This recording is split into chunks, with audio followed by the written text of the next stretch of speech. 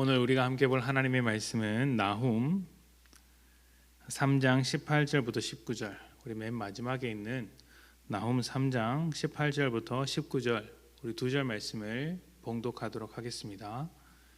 18절과 19절입니다. 아수르 왕이여, 내 목자가 자고 내 귀족은 누워 쉬며 내 백성은 산들에 흩어지나 그들을 모을 사람이 없도다. 내 상처는 고칠 수 없고 내 부상은 중하도다. 내 소식을 듣는 자가 다 너를 보고 손뼉을 치나니 이는 그들이 항상 내게 행패를 당하였음이 아니더냐 하시니라. 아멘.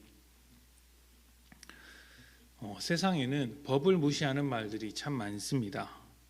예를 들면 법보다 주먹이 더 가깝다라는 말이나 착하게 살면 손해본다는 말이 있죠. 또 안 걸리면 된다, 이런 말도 있습니다. 이런 말이 심심치 않게 들리는 이유는 정말 이렇게 해서 득을 보는 사람들이 있기 때문이겠죠. 나쁜 일을 하고서도 걸리지 않고 들키지 않아서 그냥 이득을 얻는 사람들, 또 법으로 해결하는 것보다, 법대로 살아가는 것보다 가지고 있는 힘으로 살아가는 사람들이 많고, 그것으로 인해서 잘 되는 모양들이 있기 때문에 이런 말들이 공공연하게 퍼지고 있습니다. 가볍게는 별 생각 없이 신호등을 무시하고 무단횡단하는 사람들이 그렇게 산다라고도 할 수 있고요. 또 남의 물건을 함부로 쓰는 사람도 그럴 것입니다. 좀 더 무겁게는 비리를 저지르거나 큰 돈을 횡령하는 사람, 또 부패 범죄에 연루되어서 부당한 이득을 얻으려는 사람들도 그런 생각으로 사는 사람들이라고 할 수 있습니다. 많은 사람들이 잘못된 것을 알면서도, 옳지 못하다는 것을 알면서도 악한 일을 합니다. 왜 그럴까요? 안 걸릴 것을 알기 때문입니다. 또 그 일을 해서 잃는 것보다 얻는 것이 더 많기 때문일 것입니다. 그래서 신호등도 무시하고 비리를 저지르기도 하는 것이죠. 안 걸리면 된다라고 생각하기 때문이죠. 만약 내가 악한 일을 하는 족족 다 걸리고 또 그에 대한 대가를 확실하게 받는다고 한다면 악한 일을 저지르겠습니까? 신호위반할 때 그때마다 카메라에 찍히고 그때마다 딱지가 날아온다고 한다면 사람들이 신호위반을 하겠습니까? 절대로 하지 않죠. 실수로는 할 수 있겠으나 알고 있는 이상은 절대로 하지 않을 것입니다. 우리가 경찰차가 옆에 있을 때 그럴 때는 의식적으로 신호를 더 잘 지키려고 하지 않습니까? 걸릴 수밖에 없는 상황이면 아무도 악한 일을 하지 않을 것입니다. 세상이 악한 일을 두려움 없이 하는 것은 모든 것을 알고 계시고 모든 것을 심판하시는 하나님을 모르기 때문입니다. 세상에서 받는 심판이라고는 도덕적인 심판이나 법에 의한 심판이 전부입니다. 도덕적인 심판은 사람들의 시선을 무시하는 사람에겐 그리 위협이 되지 않습니다. 아나무인인 사람에게는 아무리 도덕적인 잣대를 들이밀어도 별로 위협이 되지 않죠. 또 법에 의한 심판도 법을 피할 수 있는 사람에게는 큰 문제가 되지 않습니다. 또 법에 걸리더라도 그보다 큰 이익, 그것을 얻는 사람에게는, 그것을 기대하는 사람은 법을 무시하죠. 그리고 무엇보다 도덕이나 법에 의한 심판은 모두 사람이 내리는 심판이기 때문에 속일 수 있습니다. 안 걸리면 되는 것이죠. 그래서 악한 일을 할 때 두려움이 없는 것입니다. 안 걸리면 되기 때문에, 들키지 않으면 되기 때문에, 또 내가 도덕이나 법을 이길 수 있으면 되기 때문에 그렇게 악한 일을 서슴없이 할 수 있는 것이죠. 그러나 모든 것을 아시는 하나님이 계심을 믿는다면, 그 하나님께서 우리의 삶을 심판하신다는 것을 안다면 감히 악한 일을 할 수 있을까요?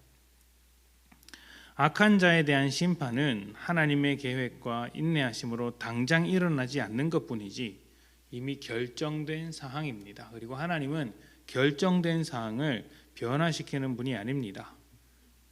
우리는 하나님의 심판이 있기까지 새로운 기회, 회개의 기회를 얻고 있음을 잊지 말아야 합니다. 가끔 그런 생각이 듭니다. 주님께서 왜 이렇게 늦게 오시는가? 지금 당장 오시면 참 좋을 텐데 그렇게 해서 우리의 삶을 이제 끝내고 하나님의 품 안에서 살게 하시면 참 좋을 텐데 왜 이렇게 더디게 오시나라는 생각이 듭니다. 그러나 이렇게 더디게 오시는 것 같이 느껴지는 것은 당장 오시지 않는 것은 어쩌면 죄 아래 살아가는 사람들에게 은혜의 기회, 회개의 기회를 주시려고 하는 것일지도 모르겠다라는 생각이 듭니다. 중요한 것은 우리죠. 세상은 하나님을 모르고 하나님의 심판도 모릅니다. 그러나 우리는 압니다. 하나님께서 우리의 삶을 하나씩 들여다보시며 하나님의 뜻대로 살고 있는지, 또 풍성한 은혜, 풍성한 열매를 맺었는지를 따져보실 것입니다. 그 과정에서 우리에게 더하신 하나님의 사랑과 하나님의 은혜를 함께 보며 감사하는 시간을 갖게 될 것이지만 또 그와 함께 우리의 부끄러운 시간을 볼 수도 있습니다. 사람은 속일 수 있으나 하나님은 속일 수 없기 때문이죠. 우리가 악함에서 떠나 선한 삶을 추구해야 하는 이유는 사람을 두려워해서라거나 법을 두려워해서가 아닙니다. 또 우리에게 그만큼의 유익이 있어서도 아닙니다. 우리에게 이로운 것이겠으나 그 유익 때문도 아닙니다.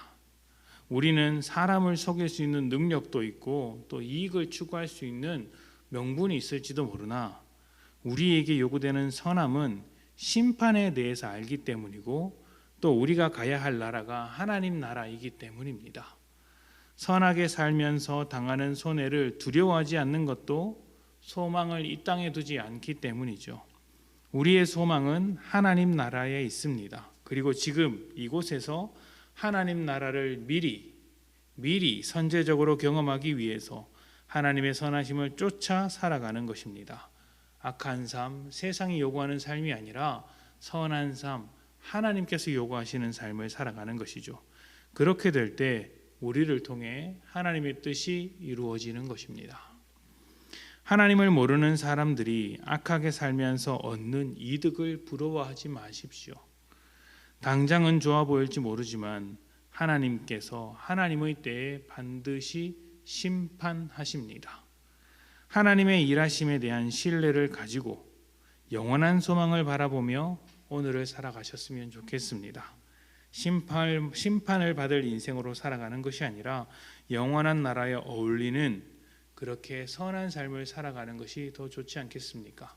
하나님은 우리에게 복을 주시는 분이시고 악한 자에게 복을 주시기보다 선한 자에게 복을 주시는 분이시니 그 하나님의 복을 기대하며 오늘 하루를 살아갔으면 좋겠습니다. 악한 자를 심판하시는 하나님을 두려워하는 마음으로 오늘을 선하게 살아가시는 복된 성도님들이 되시기를 축복합니다. 함께 기도합시다.